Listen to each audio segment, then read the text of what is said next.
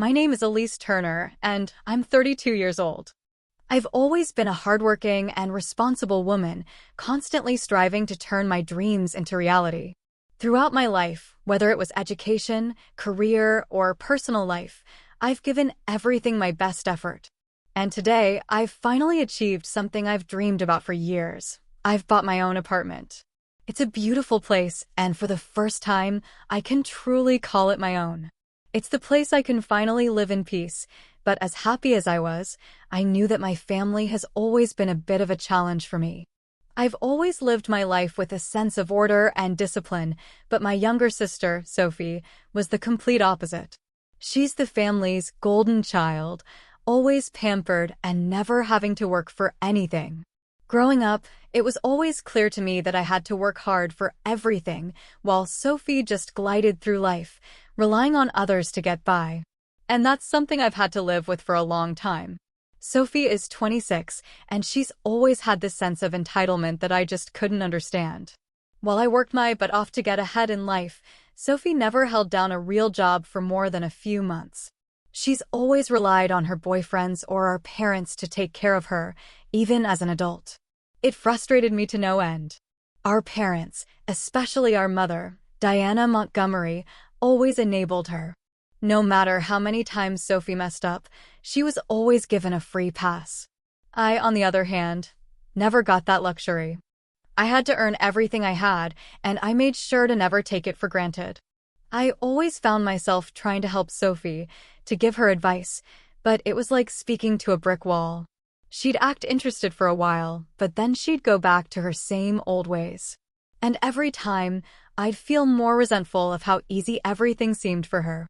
It wasn't just that I was frustrated. It was like a weight on my chest every time I saw how little effort she put into her own future. Then came the day when Sophie's latest relationship with Lucas fell apart. Honestly, I wasn't surprised. Sophie has a pattern of jumping from one relationship to the next without ever learning from her mistakes. It's always someone else's fault, never hers. But instead of taking responsibility, she decided to play the victim, convincing Diana, our mother, that she needed to move in with me temporarily until she got back on her feet. At first, I refused. I had worked so hard to get my space, to have my own place, free from the chaos of family drama. I was finally enjoying my peace. But then, as always, our mother guilt-tripped me, making me feel like I was being selfish and unkind. She told me it would only be temporary, just a few weeks, maybe a month at most. I knew I wasn't doing anything wrong, but I caved. I agreed to let Sophie stay for a little while. And like a fool, I convinced myself it might actually be different this time. The first few days weren't so bad. Sophie seemed to be trying. She applied for a few jobs, offered to help around the apartment, and even seemed genuinely interested in getting her life together. I was cautiously optimistic. For the first time, it seemed like she was taking responsibility. Maybe this time would be different, I thought. But as quickly as it started, it faded. It didn't take long before Sophie reverted to her usual self, and the old patterns started to show up again. She stopped applying for jobs, started sleeping in late, and, once again, relied on me to take care of everything.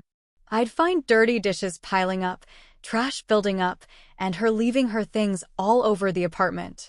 It was like she was treating my home like it was still hers.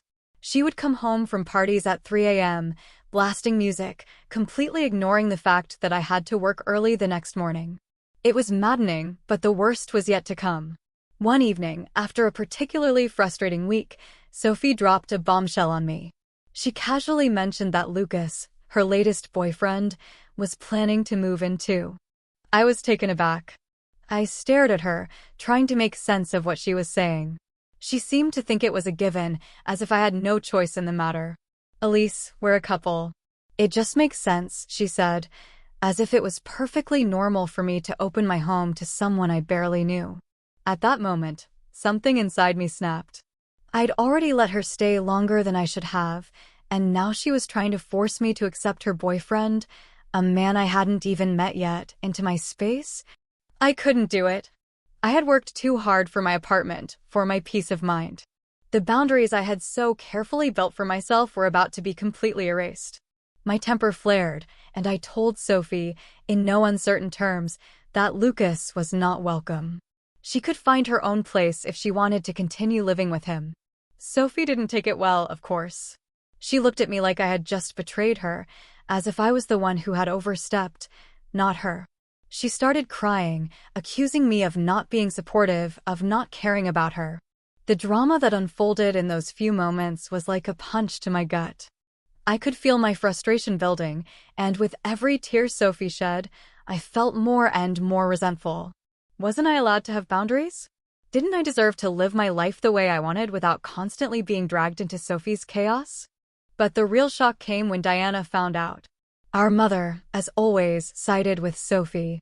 She immediately called me, angry and upset, demanding I take Sophie and Lucas back in. When I refused, she lashed out, saying I was being cruel to my sister, that I didn't understand how difficult things were for her. And then, at my engagement party, a night that was supposed to be a celebration of my future and happiness, our mother took it a step further. In front of my friends and family, she publicly berated me, accusing me of abandoning Sophie in her time of need. The worst part? She slapped me, right there in front of everyone. I was stunned, embarrassed, and hurt beyond measure. This was my moment, my day, and she chose that exact moment to humiliate me. It felt like a slap in the face, both literally and figuratively.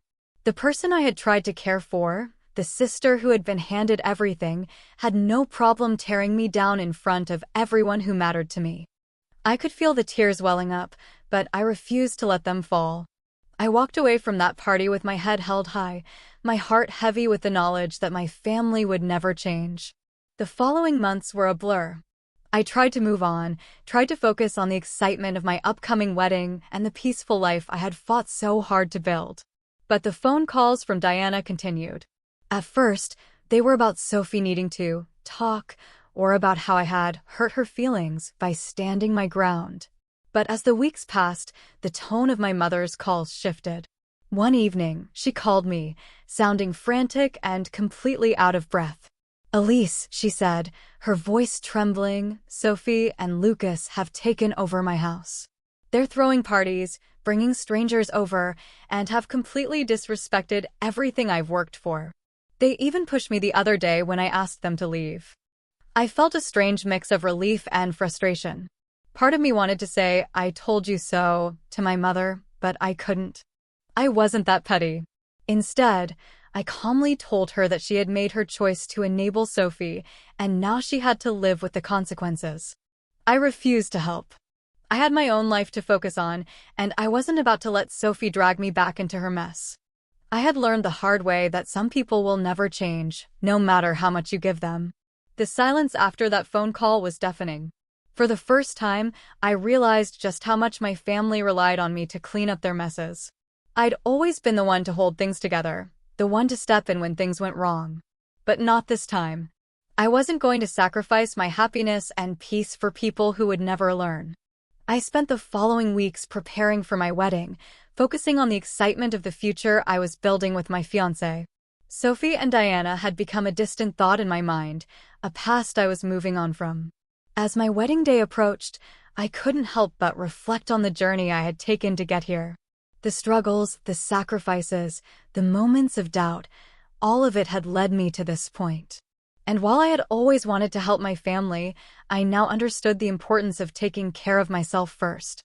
I had learned that true love and support didn't mean enabling bad behavior or allowing people to drain you emotionally. It meant setting boundaries and knowing when to walk away for your own well-being. The wedding day arrived, and it was everything I had dreamed of. The sun was shining, the air was crisp, and I was surrounded by the people who truly mattered, those who had supported me throughout my journey. I stood in front of everyone, my heart full of love and excitement for the future, knowing that this was a new chapter of my life. As I walked down the aisle, I realized how far I had come. The struggles with my family, the heartache of trying to fix things that couldn't be fixed, it all felt so distant now. I was finally free. Sophie and Diana didn't come to the wedding. After everything that had happened, I knew they wouldn't. And for the first time, I felt at peace with that decision. I didn't need them to validate my happiness. I had built my life on my own terms, and it was a life worth celebrating. My fiancé and I exchanged vows, and in that moment, I realized that the future I had been working so hard to create was exactly where I needed to be. After the wedding, my life took on a new rhythm. My husband and I settled into our apartment, surrounded by the warmth and comfort that came with knowing we were building something beautiful together. I focused on my career, my personal growth, and nurturing the relationship we had. I no longer had to carry the weight of other people's mistakes or bear the burden of expectations that were never mine to fulfill. But even with the peace I had found, there were still moments of guilt, moments when I wondered if I had made the right choice by cutting off Sophie and Diana. Was I being too harsh? Was there a way to mend things, to bring them back into my life? Those questions lingered in my mind, but I knew deep down that I had done what was necessary for my own mental health and happiness. I couldn't keep sacrificing my well-being for people who refused to change, no matter how much I loved them. One day, about 6 months after the wedding, Diana called again. Her voice was softer this time, not filled with anger or disappointment, but with something I hadn't heard from her in a long time: remorse.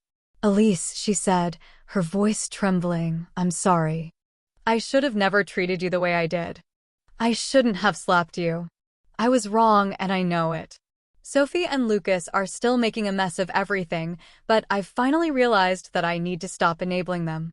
I've been selfish and I'm sorry for how I've hurt you."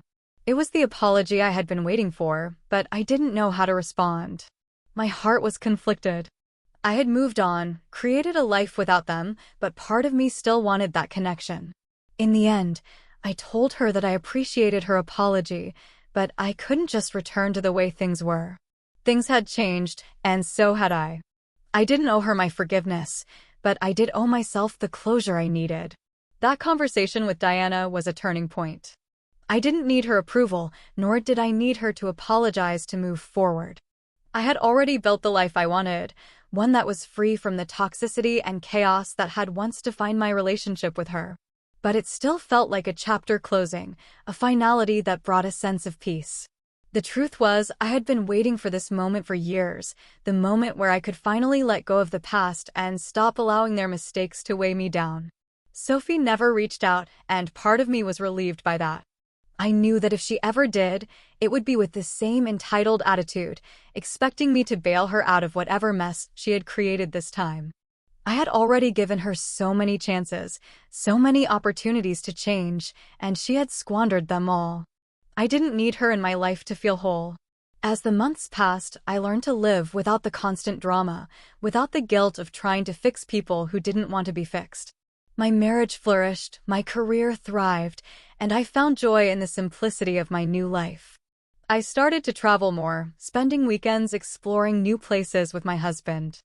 I took up hobbies I'd long forgotten, and for the first time in years, I felt truly at peace with who I was. A year had passed since the day I stood at the altar, filled with love and hope for the future. In that time, I had fully embraced my new life, one that was built on the foundation of peace, self-respect, and love. My relationship with my husband was stronger than ever. We had been through the highs and lows, but we had always done it together, supporting each other's dreams and growing in ways I never thought possible. As for Diana and Sophie, I no longer felt the emotional pull I once did. They were a part of my past, but not my present or future. I had finally realized that family doesn't always mean proximity or constant connection. It's about mutual respect, understanding, and knowing when to walk away for your own well-being. I didn't owe anyone my peace, and I didn't have to sacrifice my happiness to make them happy. There was a quiet satisfaction in knowing that I had taken control of my life. The sacrifices I had made in the past, the years of emotional labor, the strained relationships, they were all part of the journey that led me to where I was now. I had learned to embrace the importance of self-care and the strength it took to protect my boundaries. One evening, as I sat with my husband on the balcony, watching the sunset over the city, I reflected on everything. The pain of the past was a distant memory, replaced by the joy of the present. I was no longer the woman who sought approval from others, nor was I the person who was afraid to stand up for herself. I had become someone who recognized her worth, who understood that her happiness came from within, and that no one else had the power to take that from her. And so, as I closed the door on the chapter that had once been filled with conflict and emotional turmoil, I opened the door to a future that was brighter than I had ever imagined. A future that was mine and mine alone.